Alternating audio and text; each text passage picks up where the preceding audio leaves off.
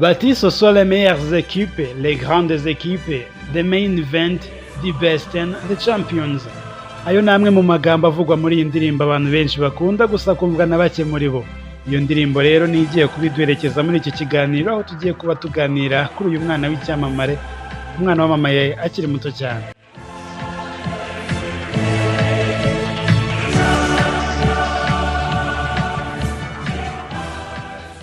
Ni izina ryazamutse vuba cyane mu isi y'umupira w'amaguru. Kuva iyo za Buzinga, Njwiri, Nyabitekeri, Kimpunu, Ruhunda, ku Rutare yewe na Zambarara baramuzi. Kuva mu mujyi kugera mu byaro, urubyiruko na bakuru babo uba usanga bose bamuzi neza kurusha benshi mu bo baturanye. Ni mu gihe kandi reka amenyekane kuri urwo rwego kuko kuri iyi si ya rurema nta wundi urabasha gukora ibisa nk'ibyo yakoze ku myaka ye mike cyane. Uwo nta wundi ni Lamine Yamal, umukinnyi w'umupira w'amaguru waciye ibintu bigacika burundu.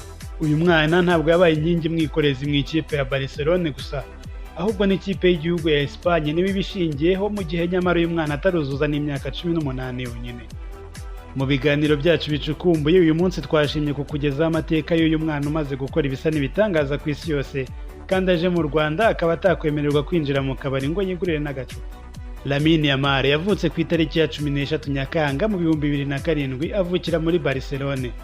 Se yitwa Monir Nasraoui, akaba umunyamaroke, naho nyina Sheila Ebane agakomoka muri Guinea Equatoriale.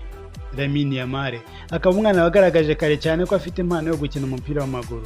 Afite imyaka 4 yonyine, Lamine Yamal yatangiye urugendo rwe mu mupira w'amaguru arutangira muri club ya CF La Toleta. Ntibyatinze ubuhanga bwe bwahise bwigaragaza maze butungura Isidre Hill, umuscouti wa Barcelone. Abascouti ni bamwe baba bashinzwe kurambagiriza amakipe abakinnyi. Afite imyaka 7 yonyine, Lamine Yamal yiyandikishije mu ishuri ry'umupira w'amaguru rya La Masia, ishuri ryaremye abakinnyi benshi b'ibyamamare muri ruhago. Nubwo bwose aha muri La Masia Lamine Yamal yakinanaga n'abamurusha imyaka, Yamal yakomeje kugaragaza ubuhanga ku rwego rwo hejuru bitandukanye n'imyaka ye. Lamine Yamal yagaragazaga ubuhanga buhanitse mu gucenga no gutegeka balo, kwakira no gutanga balo, ndetse no kumenya gutsinda. Ibyo bikaba byaramuhinduraga igitangaza, bikamutandukanya n'abandi bakinanaga, maze abantu ahubwo batangira kugereranya ubuhanga bwe n'ubwa Leo Messi nawe warerewe muri iri shuri. Uko Lamine Yamal yakomezaga kugaragaza ubuhanga buhanitse agikina mu ikipe y'abakiri bato, niko amakipe makuru yakomezaga kumuhanga ijisho, maze muri shampiyona ya Espagne ya 2022-2023 atangira gukorana imyitozo n'ikipe nkuru ya Barcelone, akurikiranwa bya hafi n'umutoza Xavi Hernandez. Ku itariki ya 29 Mata 2023 nibwo Lamine Yamal yakinnye umukino wa mbere muri FC Barcelone ahanganye na Real Betis. Iki gihe yari afite imyaka 15, amezi 9 n'iminsi 16 yonyine. Iki gihe yahise aca agahigo ko kuba umukinnyi muto kurusha abandi ukinnye mu ikipe nkuru muri shampiyona ya La Liga. Ibi kandi byari intangiriro y'utundi duhigo twinshi twari tugiye gukurikiraho. Ku itariki ya 8 Nzeri 2023 nibwo Lamine Yamal yakinnye umukino mpuzamahanga yo wa mbere, aho ikipe y'igihugu cye cya Espagne yahuraga n'ikipe y'igihugu ya Georgia.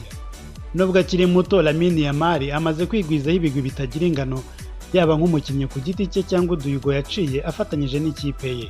Lamine Yamal ku myaka 16 n'iminsi 38 niwe mukinnyi wa mbere muto watangiye umukino muri shampiyona ya La Liga. Ku myaka 16 n'iminsi 45 yabaye umukinnyi wa mbere muto utanze assist muri Champions League. Ku myaka 16 n'iminsi 83 Lamine Yamal yabaye umukinnyi muto watangiye umukino muri Champions League. Mu mwaka wa 2024 Lamine Yamal yahawe igikombe cya Copa gihabwa umukinnyi ukiri muto witwaye neza kurusha abandi ku isi.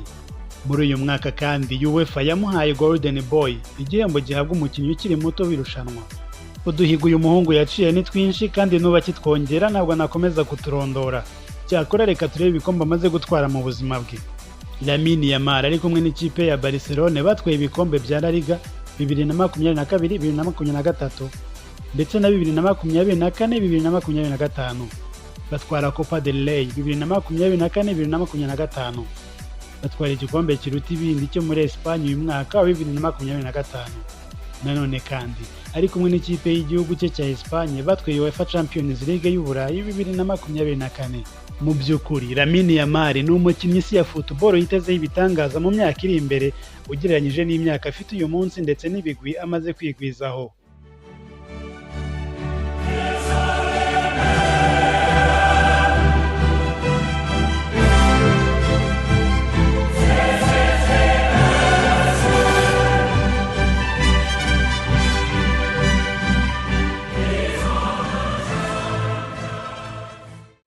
Wakoze cyane kubana nanjye. Aha niho nsoreje iki kiganiro, gusa sinabura kukwibutsa ko umwaka ushize wa 2024 aribwo Lamine Yamal yasoje segonderi, akaba yarajyaga azana homework kuri stade maze yabona akanya akaba ari kuyikora ari nako asubira mu masomo.